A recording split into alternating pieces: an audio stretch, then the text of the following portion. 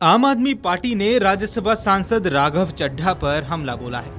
आपने आरोप लगाया है कि चड्ढा प्रधानमंत्री मोदी से डरते हैं। साथ ही आरोप लगाया कि बोलने के लिए मिलने वाले समय का इस्तेमाल समोसे सस्ते कराने में लगाते हैं। आप राष्ट्रीय मीडिया प्रभारी ने आरोप लगाया है कि जब मुख्य चुनाव आयुक्त के खिलाफ प्रस्ताव लाया गया तो चड्ढा ने उस पर सिग्नेचर भी नहीं किए थे।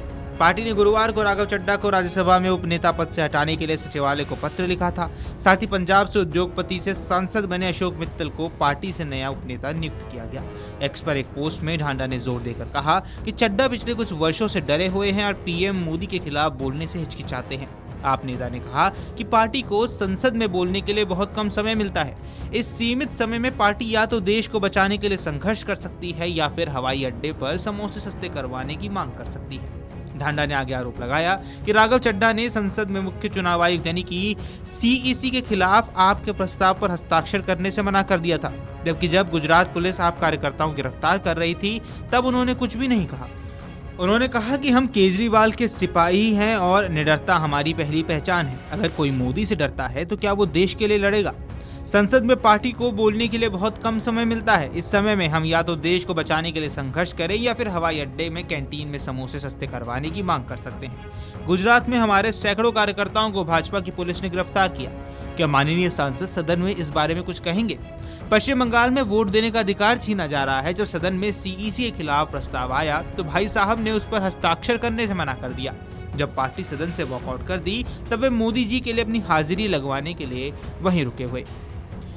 ढांडा ने आगे बताया कि पिछले कुछ वर्षों में तुम डरे हुए हो, तुम मोदी के खिलाफ बोलने से हिचकिचाते हो, तुम देश के असली मुद्दे पर बोलने से हिचकिचाते हो। खामोश कर रहा है। मुझे तो ये बात ही समझ में नहीं आई, क्योंकि पार्टी का प्रोरोगेटिव है ये तो कि किसको किस पद के ऊपर जिम्मेदारी देनी है, और सिर्फ इतना ही पार्टी ने बदलाव किया कि पहले कोई और उस पद पे था, फिर उस पर राघव जी उस पद पे आए और अब उनकी जगह जिम्मेदारी किसी और को दे दी गई है। तो मुझे लगता है कि पहले तो ये बात ही उनका जो दावा है यही गलत है। सांसद के तौर पे वो जो बात करना चाहते हैं अपनी संसद के अंदर करें। पार्टी के पास बहुत लिमिटेड टाइम होता है। पार्टी के पास 15-20 मिनट किसी मुद्दे के ऊपर होता है। अब उसमें या तो हम देश के लोकतांत्रिक अधिकारों के बारे में लड़ाई लड़ सकते हैं, या तो हम जो वोटिंग का अधिकार छीना जा रहा है, सीईसी को कॉम्प्रोमाइज़ किया जा रहा है, जो लोगों से बोलने का फ्रीडम ऑफ स्पीच जो छीना जा रहा है अधिकार, उस पर बात कर सकते हैं। 500 रुपये में 1 किलो गैस मिल रही है देश में, उसके ऊपर बात कर सकते हैं। और या फिर कोई ऐसे मुद्दों के ऊपर बात कर सकते हैं जिस पे मोदी जी को कोई परेशानी ना हो, कोई तकलीफ ना हो, वो खुश रहें। तो हम अगर इनमें से चूज़ करना हो तो आम आदमी पार्टी हमेशा देश के मुद्दे को चूज़ करेगी। मोदी जी की आंख में आंख डाल के हम आम आदमी के हक की बात कर सकते हैं। ये आम आदमी पार्टी की पहचान है। तो मुझे तो लगता है कि ये आपको उनसे पूछना चाहिए कि वो पंजाब से सांसद हैं। पंजाब का हज़ारों करोड़ रुपया जो केंद्र सरकार ने रोक रखा है, उसके बारे में कभी सवाल क्यों नहीं उठाया? वो एक सांसद आम आदमी पार्टी के, उन्होंने इस बारे में सवाल क्यों नहीं उठाया कि दिल्ली के अंदर 500 रुपये में गैस मिल रही है आज 1 किलो? ये बात सही है कि आप 25 रुपये सस्ता समोसा करने के लिए आप बात कीजिए, लेकिन वहीं पे एयर टिकट 1000 रुपये बढ़ गई तब तो आपने नहीं बोला कुछ भी उसके बारे में। तो इसका मतलब आप वो बातें करना चाहते हैं जिनसे मोदी जी खुश रहें, जिनसे मोदी जी नाराज़ ना हो। और इस तरीके की राजनीति की हम तो कल्पना नहीं करते, क्योंकि आम आदमी पार्टी का तो सिंपल सिद्धांत है, जो डर गया वो मर गया। हम बिना डरे सरकार की आंख में आंख डाल के राजनीति करने वाले लोग हैं। हम शहीद भगत सिंह जी को मानने वाले लोग हैं। ये उनको बताना चाहिए कि पिछले कुछ सालों से ऐसा क्या हो गया, क्यों डर गए हैं, क्यों मोदी जी के खिलाफ बोलने से घबराते हैं वो, ये उनको बताना चाहिए। इससे पहले आज राज्यसभा में पार्टी के उपनेता पद से हटाए जाने के बाद आम आदमी पार्टी पर सीधा हमला करते हुए आप सांसद राघव चड्ढा ने कहा कि संसद में उनकी चुप्पी को हार नहीं समझा जाना चाहिए। मुझे जब जब पार्लियामेंट में बोलने का मौका मिलता है, मैं जनता के मुद्दे उठाता हूँ और शायद ऐसे टॉपिक्स उठाता हूँ जिसे आम तौर पर संसद में नहीं उठाया जाता है। लेकिन क्या जनता के मुद्दे उठाना, पब्लिक इश्यूज पे बात करना कोई अपराध है? क्या मैंने कोई गुनाह कर दिया, कोई गलती कर दी? Have I done something wrong? ये सवाल आज मैं इसलिए पूछ रहा हूँ क्योंकि आम आदमी पार्टी ने राज्यसभा सेक्रेटेरिएट को ये कहा है कि राघव चड्ढा के पार्लियामेंट में बोलने पर रोक लगा दी जाए। जी हाँ, आम आदमी पार्टी ने पार्लियामेंट को ये सूचित किया है कि राघव चड्ढा को पार्लियामेंट में बोलने का मौका ना दिया जाए। अब भला कोई मेरे बोलने पर रोक क्यों लगाना चाहेगा? मैं तो जब बात करता हूं देश के आम आदमी की बात करता हूं। एयरपोर्ट पर मिल रहे महंगे खाने की बात रखी, जोमैटो ब्लिंकिट के डिलीवरी राइडर्स की प्रॉब्लम रखी, खाने में मिलावट का मुद्दा उठाया, टोल प्लाजा लूट से लेकर बैंक चार्जेस लूट की बात करी, यहाँ तक कि मिडिल क्लास पे टैक्स के बोझ से लेकर कंटेंट क्रिएटर्स पर स्ट्राइक क्यों करी जाती है, टेलीकॉम कंपनियां कैसे 12 महीने में 13 बार हमसे रिचार्ज कराती हैं, डेटा रोल ओवर नहीं देती हैं, रिचार्ज खत्म होने के बाद इनकमिंग रोक देती है, तमाम इश्यूज मैंने सदन में उठाए। और ये मुद्दे उठाने के बाद देश के आम आदमी का तो फायदा हुआ, लेकिन इससे आम आदमी पार्टी का क्या नुकसान हुआ? भला कोई मुझे बोलने से क्यों रोकना चाहेगा? कोई मेरी आवाज को क्यों बंद करना चाहेगा? दिल्ली आम आदमी पार्टी के अध्यक्ष सौरभ भारद्वाज ने पार्टी सांसद राघव चड्ढा पर राज्यसभा में अहम मुद्दे उठाने के बजाय सॉफ्ट पीआर पर ध्यान केंद्रित करने का आरोप लगाया। अगर कोई पार्टी लाइन से हटता है तो कार्रवाई होती है। वहीं पंजाब से मुख्यमंत्री भगवंत मान ने कहा कि राघव चड्ढा ने पंजाब के मुद्दे नहीं उठाए।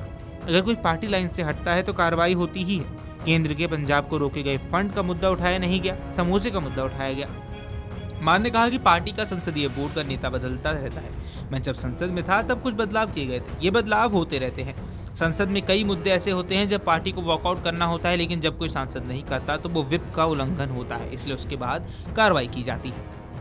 मान ने ये कहा कि सही वोटों को काटे जाने का मुद्दा हो या गुजरात में हमारे कार्यकर्ताओं को गिरफ्तार किया गया, ऐसे मुद्दों को ना उठाकर कैंटीन में समोसों का मुद्दा उठाया जाता है। डिलीवरी कितने समय में होगी ये मुद्दा उठाया जाता है। मुझे लगता है कि वो कॉम्प्रोमाइज है। एक्स पर एक पोस्ट में राघव चड्ढा ने संसद में उन्हें बोलने से रोके जाने के पीछे के कारणों पर सवाल उठाया है। उन्होंने कहा कि वे लगातार आम लोगों को प्रभावित करने वाले मुद्दे उठाते रहे हैं और उन्होंने पूछा कि ऐसा करना किसी भी तरह की कोई गलत हरकत है। राघव ने कहा कि जब मुझे भी संसद में बोलने का मौका मिलता है तो मैं जनता से जुड़े मुद्दे उठाता हूं और शायद मैं ऐसे विषय उठाता हूं जो आमतौर पर संसद में नहीं उठाए जाते। लेकिन क्या जनता के मुद्दे उठाना कोई अपराध है? क्या मैंने कोई अपराध किया? क्या मैंने कोई गलती की? क्या मैंने कुछ गलत किया? चड्ढा ने आगे कहा कि वे हमेशा संसद में जनता के मुद्दे उठाते रहे हैं। आप सांसद ने कहा कि उनके अधिकार छीने जा रहे हैं, लेकिन उन्हें उन चुप्पी को हार नहीं समझना चाहिए। और जिन लोगों ने आज संसद में बोलने का मेरा अधिकार छीना है, मुझे चुप कराया है, मैं उनसे भी कुछ कहना चाहता हूँ। मेरी चुप्पी को मेरी हार मत समझना, मेरी चुप्पी को मेरी हार मत समझना। मैं वो नदी हूँ जो समय आने पर बाढ़ बन जाती है। आप सांसद ने जोर देकर कहा कि संसद में उनके हस्तक्षेप रोजमर्रा की चिंताओं पर केंद्रित होते हैं, जैसे हवाई अड्डों पर खाने की ज्यादा कीमतें, डिलीवरी कर्मचारियों के पेश आने वाली चुनौतियां, खाने में मिलावट, टोल और बैंकिंग शुल्क, कंटेंट बनाने वालों पर पड़ने वाले टैक्स के मुद्दे और टेलीकॉम कंपनियों की ऐसी हरकतें जैसे बार बार रिचार्ज करवाना और डेटा रोल ओवर की सुविधा न देना। राघव चड्ढा ने कहा कि मैं जोमैटो और ब्लिंकिट के डिलीवरी राइडर्स की समस्या के बारे में बात करता हूँ, मैं खाने में मिलावट का मुद्दा उठाता हूँ, मैं टोल प्लाजा और बैंक शुल्कों की लूट के बारे में बात करता हूँ, मैं मध्यम वर्ग पर टैक्स के बोझ के कारण कंटेंट बनाने वालों पर पड़ने का असर की भी बात करता हूँ। मैं इस बारे में बात करता हूँ कि कैसे टेलीकॉम कंपनियां हमसे 12 महीने में 13 बार रिचार्ज करवाती हैं, वे डेटा रोल ओवर की सुविधा नहीं देती, रिचार्ज खत्म होने के बाद इनकमिंग कॉल भी बंद कर देती है। उन्होंने तर्क दिया कि ये मुद्दे जनता के हित में हैं और सवाल उठाया कि इन्हें उठाने से पार्टी को कैसे नुकसान पहुंच सकता है। पार्टी ने बताया कि गुरुवार को आम आदमी पार्टी ने राज्यसभा सचिवालय को एक आधिकारिक पत्र भेजकर सूचित किया कि अशोक कुमार मित्तल उच्च सदन में आपके नए उपनेता होंगे। वीडियो डेस्क अमरउजाला.com। अगर आप ये वीडियो YouTube पर देख रहे हैं तो हमारे चैनल को सब्सक्राइब कर बेल आइकन दबाएं और Facebook पर देख रहे हैं तो हमारे पेज को लाइक करें।